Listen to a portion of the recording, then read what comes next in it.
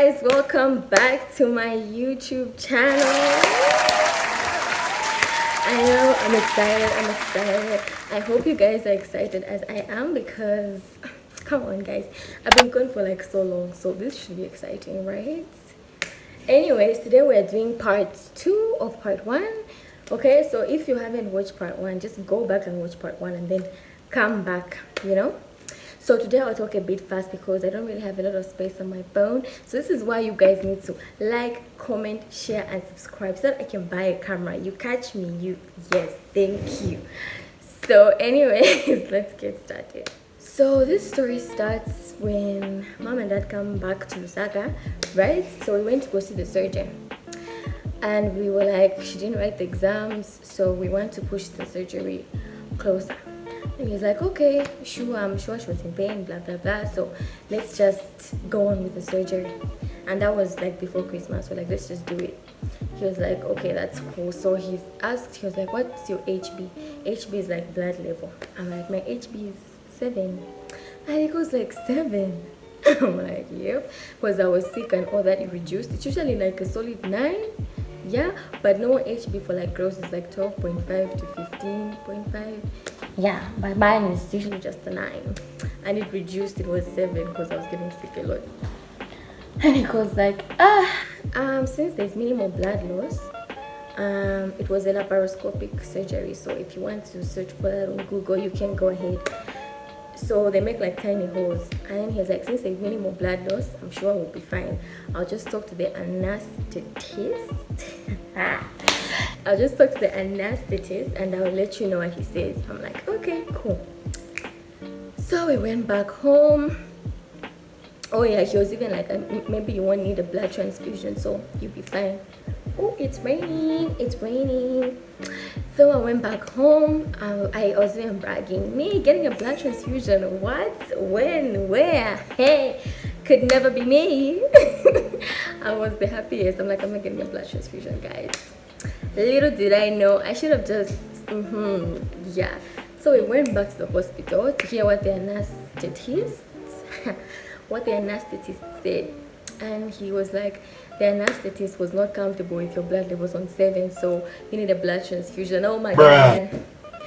Oh my god, you guys, my heart dropped from my chest to my toes. What do you mean I need a blood transfusion? Yesterday I was just bragging, and then today you're telling me this. Gosh. Blood transfusion. So you need 2 pints. 2 for the transfusion and then 1 extra one in case of emergency in the surgery. I'm like, okay, fine. He's like, so what's your blood type? I'm like, I don't know. Guys, please know your blood type, okay?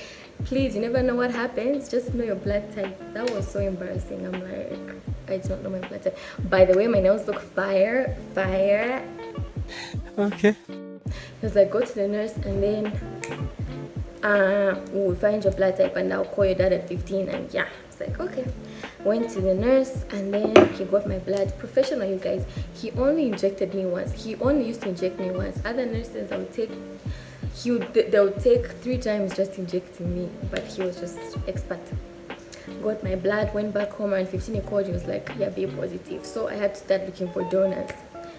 So we went back again to the hospital for my brother and my aunt. They went to check what their blood type was. My brother was A+, my aunt was AB+. I'm like, so I had to tell my brother in Solwezi and my brother in Kitwe. They were like, also check out blood type. Even my sister-in-law was like, I'll check my blood type.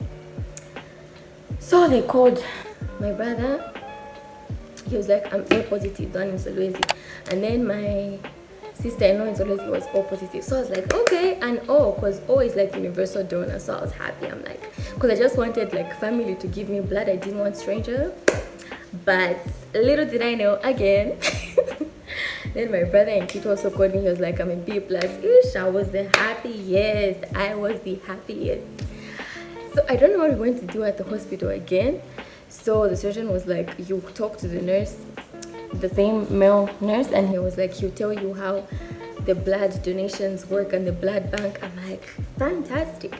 Went to him and he starts telling me, So the blood bank works like this. You take your donors to the blood bank and then they'll give you your blood in exchange, meaning you get the blood of a stranger. Oh my god, you guys, my heart dropped again. Huh? So I had to take people there. It wasn't even like, even if I take my brother, I won't get his blood. No, I'll get a stranger's blood. And they just wanted B positive and O negative, meaning my sister who had O positive cancelled.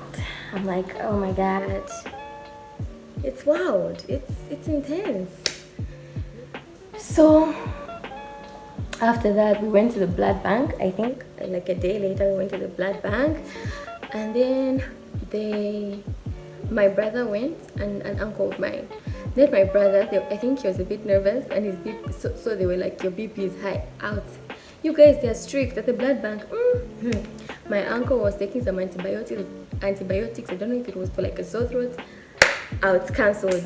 Hey, those guys are they're pretty strict. That's why I was like, okay, even if it's the blood of a stranger. But then my family was making fun of me, you guys. I should get the blood of a serial killer, you guys. I was scared. I'm like, what? Who says that? Imagine you're getting blood and they start telling you that. Anyways, we went back to the flat, and then I think like 2 days later, my aunt and 2 other cousins of mine went to donate blood, and it was successful. But you guys, it took so long until you get your blood. Me, I was thinking I'll get my blood like 2 days later. Little did I know, again, it took so long. But I don't know, it's like university students are the ones that give blood a lot, but since the universities were closed, pandemic, there was nothing. So you guys, university students, you're doing the most. Keep giving your blood, okay? We took so long. I was even like, let's go home. I'm ready to go back home to keep it. Why are we staying here? Doing what? Dad was even like, I'll go and talk to the surgeon so that we go back. I wanted to eat Christmas and New Year in peace, guys. Then we go back because we're taking long. He went to go see the surgeon, and the surgeon was like, no, why are you going to go back? That would be expensive. Bring her tomorrow for cross-matching because the blood is coming in tonight. I was like, what's cross-matching? I was touched. I wanted to go home, but I was just like, you know what, let's just get it over with. So cross-matching is like they get your blood and the donor's blood, and then they check if they're compatible. And I was relieved because I thought they just inject. So I went, they got my blood for cross-matching and it was compatible, and then I went back again for the transfusion. So first they gave me a drip, and then like medicine to reduce the reaction for the blood, and then I got the blood. It took like 4 hours. I was nervous, but I was fine. It was okay. I slept there because it was my first time, so I didn't know how I would react. Okay, so this was my first day getting blood. I was just chilling. Yep, there's the blood. I was with mom. I think dad went back home. Then again, I went back to get the second blood, injected me with another one to lessen the reaction. Then they gave me the blood, and yeah, it was okay. Got another drip, and then we left, went back home. So I'm getting the blood. It's not really done, but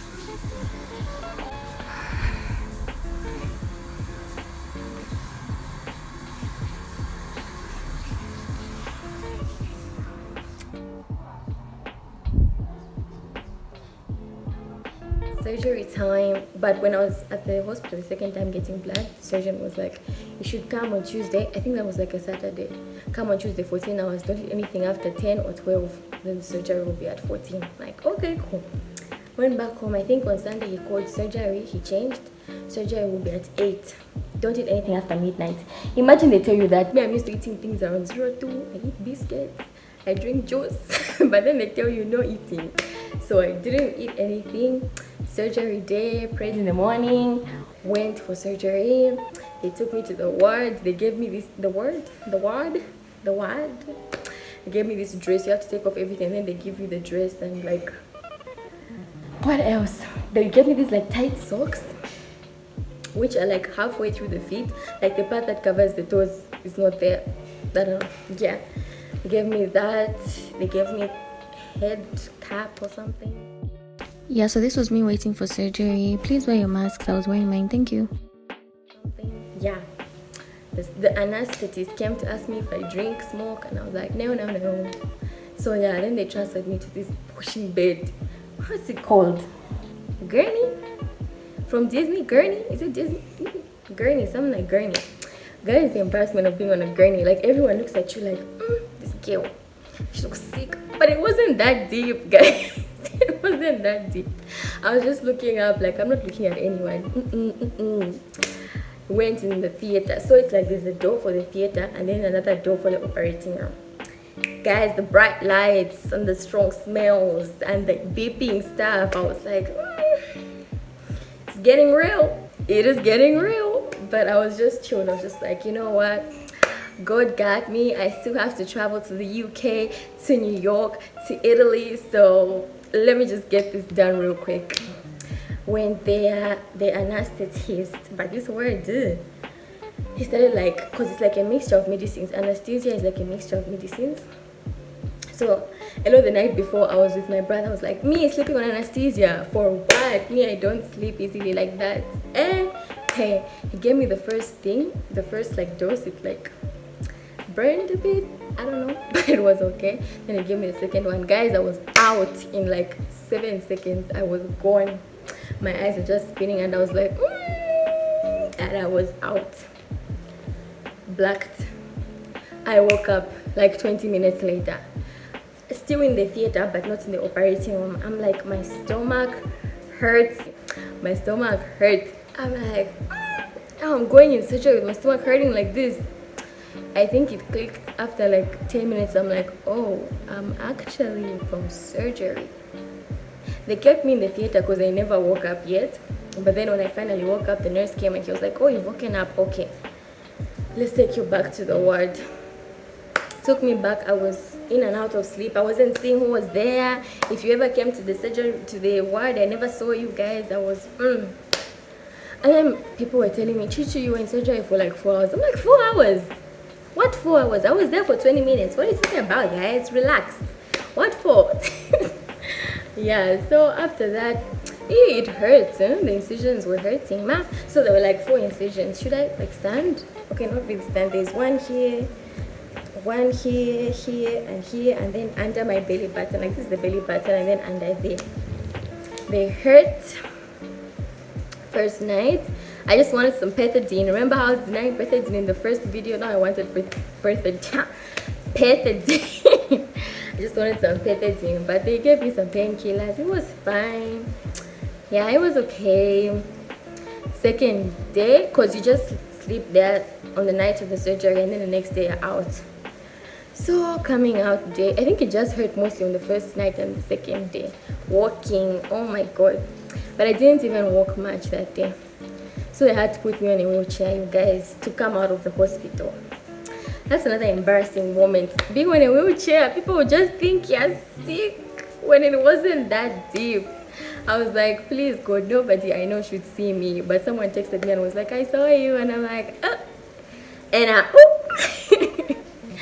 yeah, I went back home, was recovering from home. Home still in Osaka.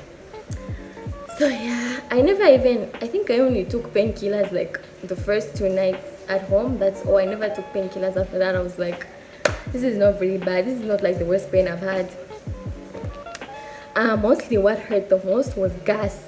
I think they like pump gas in your stomach. But if you keep walking, it reduces the gas in the stomach. It's better. It's way, way better. So yeah, that's my surgery story. I recovered. Christmas and New Year came. It did not even feel like Christmas and New Year. Yeah, that's it. Honestly, taking my gallbladder out was the best decision I ever made. I love this life. It is fantastic. Life without a gallbladder is it is super. It is super. I eat as much as I want, but like I don't eat fatty foods. Like, I've reduced on the fat. I'm not supposed to eat that much fat. Yeah, only once in a while. Like, wow. Then I went to see the surgeon again after a week, like the review, and he was like, okay, since you're fine. He removed the stitches. Yeah, he was like, okay, we're done. Everything's okay. Surgery was perfect. Everything was great. We thank the Lord God Almighty. Yeah, and I'm here now, back home, chilling. Yeah. Everything's okay, guys. Anyways, that was my story time. I hope you enjoyed that video. Like, comment, share, subscribe. You know what it is, guys. Please subscribe and share. That's all I ask from you, from the bottom of my heart, guys. Subscribe. Until giving you the energy that you want. Anyways, see you in my next video. Bye.